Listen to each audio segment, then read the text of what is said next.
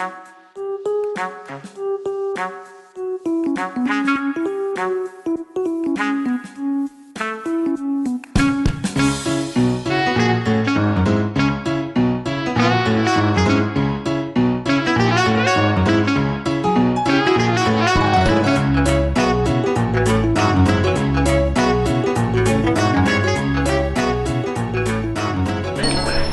vélo-là, c'est le vélo du parrain de l'association, qui est un vélo qui a équipé l'équipe Pro Cedico dans les années 95 et 96.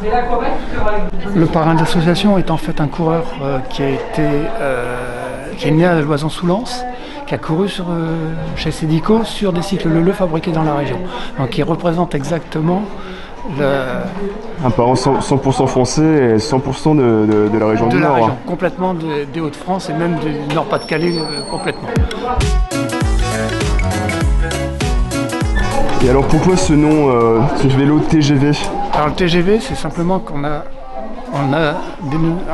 nommé ce vélo-là en 94 TGV parce que c'est l'année où le TGV est arrivé à Lille, à l'occasion d'ailleurs du Tour en 1994, et donc la coïncidence avec en plus le cycle de la région correspondait à l'ambiance du moment, je vais dire. Voilà. Les cycles Leleu ont été créés en 1929.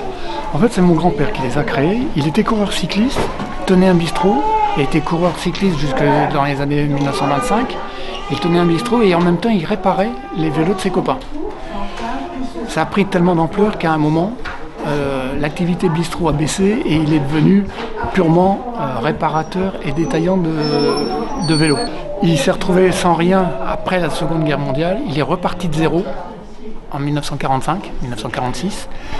Et là, il a commencé à fabriquer des cadres et à devenir vraiment constructeur. On a fabriqué jusqu'à 35 000 vélos par an à une époque. Et moi, j'ai repris la société donc en 1991 jusqu'en 1998 où là, malheureusement, on a été liquidé comme la plupart des constructeurs de la région. Et pourquoi ça s'est arrêté? À partir des années 90, le VTT devenait à la mode et les hyper spécialisés ou non ont fait du vélo un produit d'appel.